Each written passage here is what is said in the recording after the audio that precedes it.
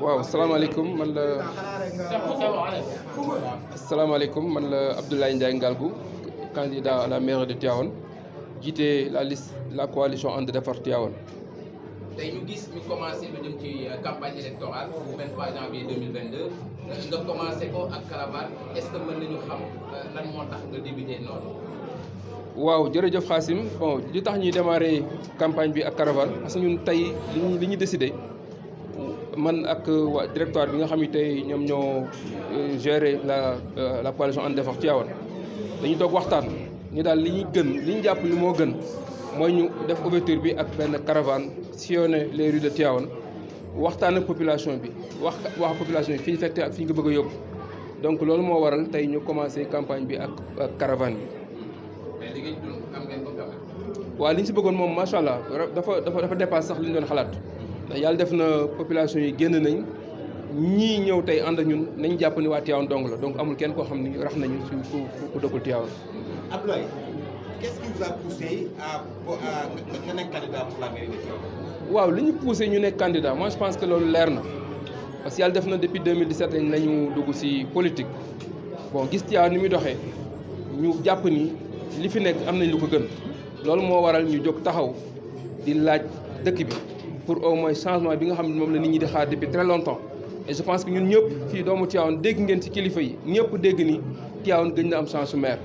loolu nag suñ koy wax si dëkk boo xam ni tey dafa nekk dëkk bu yaakaar la dëkk Maam Seydi Hadji Malick Sy donc mu war a nekk dëkk boo xam ne dëkk référence la dëkk boo xam ne benn la si Sénégal benn la si Afrique de l'Ouest tey yàlla dimbali ñu gis ni tey sëriñ bi le khalife général des Tidianes mi ngi taxaw benn chantier bu rëy di jumaa ji muy taxawal ñu ne jumaa ji moo war a nekk jumaa ji dàq si Afrique de l'Ouest loolu nag dafa war a ànd ak dëkk buy dox dëkk bi war a dàq si Afrique de l'Ouest loolu moo ñu waral nag ñun tamit ñu jàpp ni suñu xalaat ak suñu gis-gis suñu vision suñu programme xalaat nañ ni mën nañ ko proposer waa Tivaouane nga xam ne li fi nekk moi je pense que li fi nekk mooy politique politicienne laa fi gis mais ñu jiital politique développement politique sociale politique nga xam ne tey moom la Sénégal la Tivaouane soxla muy un Tivaouane émergent. monsieur le maire am na loo def nga xam ni yow amoo budget te def nga un bilan dañoo bëgg nga dellusiwaat un peu li nga def pour Tivaouane. waaw je pense que loolu bu ñu si wax defe naa ni duñ fi jógee ndax jàpp naa ni bi ñu commencé taxawu Tivaouane ci politique c'est depuis 2017 ñu ñëw toog déglu askan wi dem vers ñoom yàlla dogal à chaque fois ñu ñuy wax seen ay problèmes ñun aussi li ñu yàlla wërsëgale mu néew ñu bari en tant que entrepreneur yàlla dogal kenn faluñu maire kenn nommé wuñu benn poste de responsabilité ñu ñëw ak suñu doole ak suñu yéen di ko partagé waa Tivaouane ñu gis ni depuis 4 ans ñi fii laaj dëkk bi yëpp tey ji man jàpp naa ni depuis 4 ans gis ñu fi kenn jàpp naa ni depuis 4 ans saa yu Tivaouane soxla man lañ gis bu dee si wàllu santé def naa li ñu fi andi si santé li ñu fi def bari na li may wax rek si bu gàtt loo xam ni si poste de santé Kër Massamba Sali bi yàlla def ne foofu laa juddoo bi ma ñëwee daam yi ma seet si leen ma recevoir leen ñu expliqué ma am expression besoin dañ ma ko jox ma leen loolu du ma si yem damay sol sama daal ñëw ba si poste de santé bi xool état bi xool nan la mel bi ma ñëwee ñu ni ma dañu am problème toilette depuis 8 ans toilette yi fi nekk si maternité bi kenn mënu ko utiliser donc jigéen ñi nekk en état yëpp jigéen ñi wérul yi fi ñëw yëpp tey ku si bëgg a dem toilette fii guddi gi ngay taxaw si lëndëm gi pour mën a sangu wala pour mën def leen loolu ma jàpp ni dëkk bi toll Tivaouane loolu jaaduwul si dëkk bi ma ñëwee li ma njëkk a def toilette yooyu nga xam dafa tëjee depuis 8 ans dama njëkk a ñëw defaraat ko réfectionné ko ba pare tabaxaat la yeneen 4 toilettes ci gannaaw benn bi stop aussi tamit bi nga xam ne tey je pense que Tivaouane mérité wul loolu mooy jigéen ñi nga xam ne nekk en état aussi ku si bëgg a def visite échographique il faut nga dem ba Thiès fukki bunt wala nga dem Dakar wala nga dem feneen ñu ni ma ñoom dañu am benn gynéco boo xam moo fi ñëw chaque semaine bu ñëwee bu ñu fayee 10 000 moom day jël 5 000 ñu jël 5 000 bi ma déggee loolu li ma njëkk a def mooy dem jënd appareil échographique bu bees tax may leen ko ñi leen dama leen di fayal kenn koo xam ne mu def formation yi pour que au moins dootu leen jël ci kenn ku ñëw fi dañ defal visite échographique donc loolu yàlla def nañ ko si santé beneen bi nga xam te def nañ ko santé muy lu am solo muy si Covid bi mu ñëwee nga xam ni poste de santé bi bokkoon na ci centre de traitement yi gën a mag yàlla dogal ñoom aussi ñun dañu am ay problème bouteille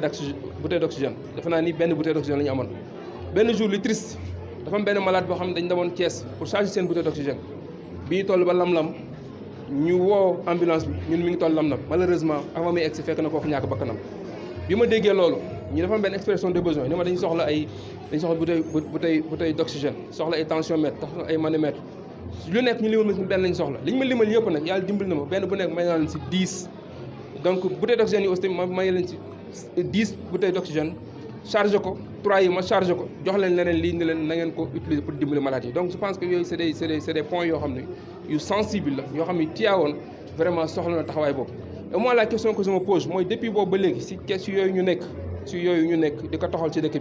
bu dee si wàllu inondation bi population bi dañ naan jaxale nekk si ndox mi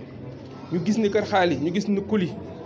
bu ndox bu taw daan am nawet am defe naa ni koñ boobu kenn dootu fa jaarati ba nawet bi jàll loolu je pense que bi ma ñëwee yàlla def na loolu maa fi dindi saa yu tawee ma yónnee ay camion 10 camions hydrocureurs ñu génn ndox mi mais man li may laajte tey mooy tey boobu ñuy def yooyu yëpp fan la maire bi nekkoon donc pendant 8 ans mënuñu concevoir di dénk dëkk benn nit jox ko dëkk bi mu war a taxawu dëkk war a dimbali askan wi mu toog ba élection yi jot ay 20 jours mu ñëw taxaw naa day def ay gazon synthétique wala ay stade loolu man pour man loolu politique politicienne la naxee boobu moo fër a jógee donc ñun li ñu am mooy politique de développement jàpp nañu Tivaouane lu mu soxla mooy dëkk bu war a jëm si kanam la dëkk bu war a développé la et je pense que loolu jàpp ma ni politiciens yi rek ñoo war a mën doxal loolu man je me considère pas comme un vrai politicien parce que am loo xam rus naa ko rus naa wax lu ma dul def rus naa wax jëf lu ma loo xam du ma ko jëf donc lépp lu ñu am mu néew mu ñu bari je pense que partagé nañ ko waa Tivaouane bu dee si sport bi on a fait pareil bu dee si éducation aussi defe naa ne bi élèves yi jaaxlee am ñu ni Tivaouane parent bu nekk il faut nga ni benn table banc pour sa doom mën a jàng bi ma ko déggee moi j'ai commandé 300 table banc jox 200 lycée bi 100 yi ma séddale ko yamuñu si dem nañ si lycée bi ñu parrainé ma seen journée de l'excellence te boobu moo fay nekk le maire en question le maire mi ngi fa woon le maire sortant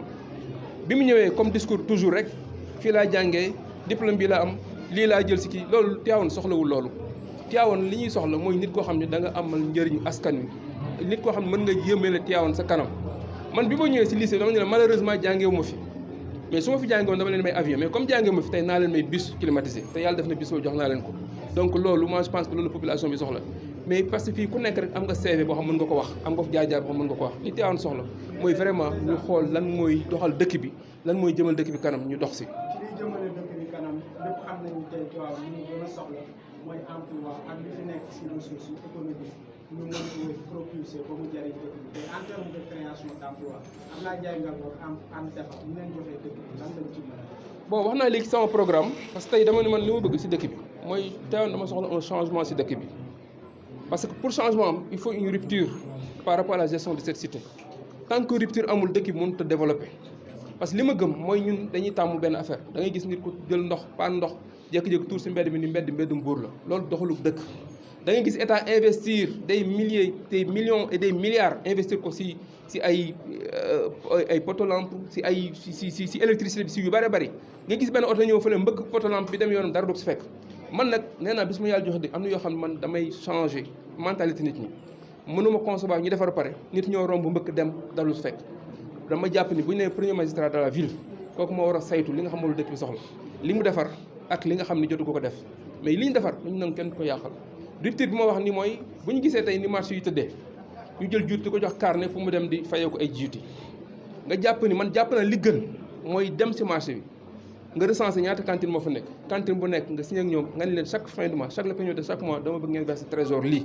au moins di nga xam xaalis bi fan la dugg ak fan la jëm mu bañ a jaar si loxo kenn juuti ñuy jox ay ticket ñu dem dagg ji ticket fay 200 300 francs mais mun leeruñu ba xam 300 francs yi dugg na trésor non je parle même pas de contrôle économique c'est-à-dire rupture ni gars yi gère dëkk bi moo doxul beneen bi aussi création d'emploi yi nga wax tey sama biir programme parce que dama ni tey xale yi bala nga leen di jàppale da nga leen di former ñun wax nañ suñu biir programme taxawal ñaari école de centre formation professionnelle centre professionnel xam ne pour xale yi la bii ñu jagale ko jigéen ñi nga xam c'est des actrices de développement donc loolu mi ngi suñu biir programme loolu nag dañ koy def en collaboration ak les industries yi nga xam ne implanté si département bi xool lan ak lan lañ soxla comme métier pour ñu mën a former xale yi si loolu pour que bu ñu génn ñu mën leen insérer si usines yooyu donc loolu bokk na suñu programme beneen bi parewuma si en terme d'emploi ba léegi wax naa léegi nii si sama programme ma ni xaaruma ba nekk maire pour wax ni may dérouler sama programme wax naa ni dama def ay carte rotation dama ko sillonné carte rotation yu bari dégg femmes yi wax ñu ni ñoom bis bu chaque guddi jigéen bu wérul bu matoo dañuy jaaxal ndax amuñu yoon bu baax bu ñuy jaar wala amuñu lu ko mën a jël pour yóbbu ko ambulance pour yóbbu ko hôpital ma ni jot na mairie bi am benn patrimoine parce que boo xool mairie Tivaouane n'a rien du tout Tivaouane mairie bi amul dara si patrimoine ma ni jot na tey ñu am ambulance yoo xam mairie bee koy moom 3 ba 4 ambulance yoo xam ni tey dañ koy taxawal si dëkk bi am benn numéro vert 24h/24 fépp fu malade nekk saa yoo wootee am na dinañ jël la yóbbu la hôpital. beneen bi mooy si wàllu mbalit bi parce que dañu wax ni Tivaouane dafa war a nekk une ville propre mani il faut ñu am du matériel boo xam ne tey mairie bi ko moom boo xam ndax am na taxe yoo xam ne tey kër yi war nañ ko fay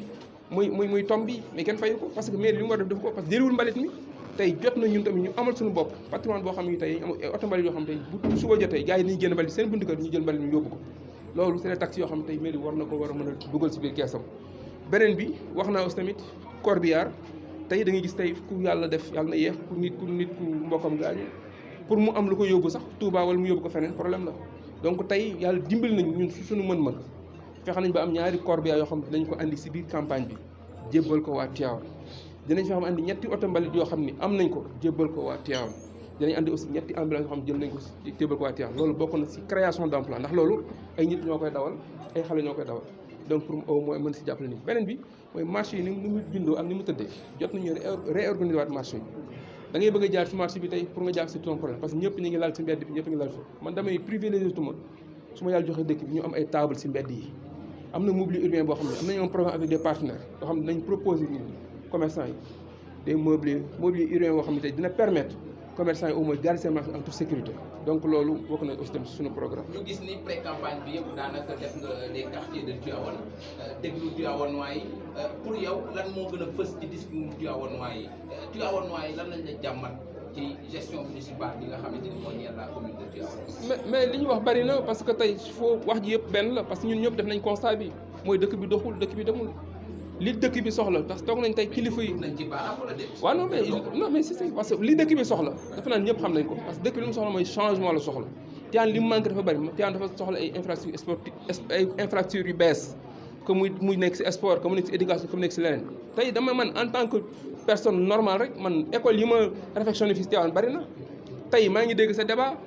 sama ki ma représenté Ibou Mbacké wax ni fay naa ay factures école effectivement j'ai payé des factures si ay écoles et pourtant loolu maire bi la war dafa réfectionné ay salle de classe si biir commune bi te loolu dafa naa maire la war donc man li ma bëgg rek mooy nit ñi nañu yeewu fii ñun ñëpp ay doomu Tivaouane moo ñor Tivaouane lañu bëgg mu jëm si kanam dëkk nag mënoo ko bëgg a doxal nga jàpp ni yow ku amul ku jàngul rek mënoo ko wala ku amul xam-xam mënoo ko loolu je pense que yabaate la Moustapha Niang mi ñu ñëpp reconnaître ni moo fi def li kenn deful sëgam moom moo def loolu asuma ñi nga xam yàlla dimbali nañu ñu jàng xam la dëkk bi laaj xam aussi tamit lan la dëkk bi soxla ñu dem di koy jëli di ko andi moi je pense que loolu mooy affaire 8 ans nag dafa doy 8 ans si bilan ñu xaar gisuñu bilan dafa doy nag ñu andi keneen mu changé dëkk bi lii dëkk bi xaar mu andi ko. au soir du 23 janvier bu ñu la falee lan mooy doon jubluwaayu Ablaye Ndiaye Ngalgou bu njëkk ban priorité nga gis ni fal nañu Ablaye Ndiaye Ngalgou le 23 janvier 2022 comme maire de la commune de Tivaouane lan mooy doon ses priorités bi nga xamante ni da koy njëkk a saafara. moi je pense que lii priorité bi pour man mooy déjà côté assainissement bi il faut ñu régler ko. assainissement bi parce que gis naa ni tamit c'est un problème boo xam ne tey chaque jour que chaque nawet nit ñaa ngi am problème boobu parce que avec l'état dinañ taxaw li ñu taxawee bi ñu si mën a taxaw ba tey benn ndox dootul taawati si dëkk bi. beneen bi si topp aussi tamit mooy li nga xam ni tey moom moo ñu itteel mooy vraiment taxawu dëkk bi par rapport ak suñu programme des 7 merveilles loolu je pense que nekk na li nga xam ne bëgg nañ ko teg en priorité. dinañ dégluwaat Tivaouane yëpp nag si gis-gis suñu premier jour nañ toog waxtaan ak ñëpp acteurs yëpp nag wax leen suñu vision pour Tivaouane ñu xam ne ñun defar moo ñu tax a jóg changer Tivaouane moo ñu tax a jóg pour ku nekk comprendre lu ñu def rek nañ jàpp ne defar moo ñu tax a jóg donc lii rek moo amoon si dama. Merci beaucoup.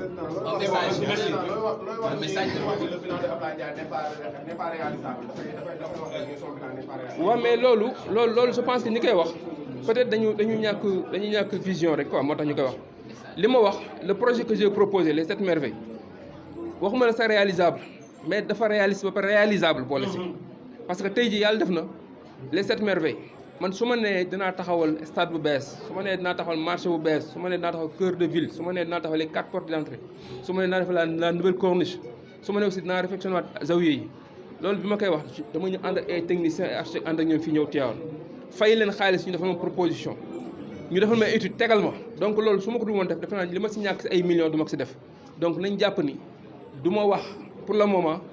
fan laay koy tax ak fan laa mais dama bëgg ñu xam lu leer c'est des projets yoo xam ni tey suñu yàlla jox bi su ma ko réalisé su ma yàlla joxoon dëkk ma jot mandat 5 ans su ma réalisé dëkk loolu projet yi bu ma waa Tivaouane falaat loolu mooy li nga xam moom la moom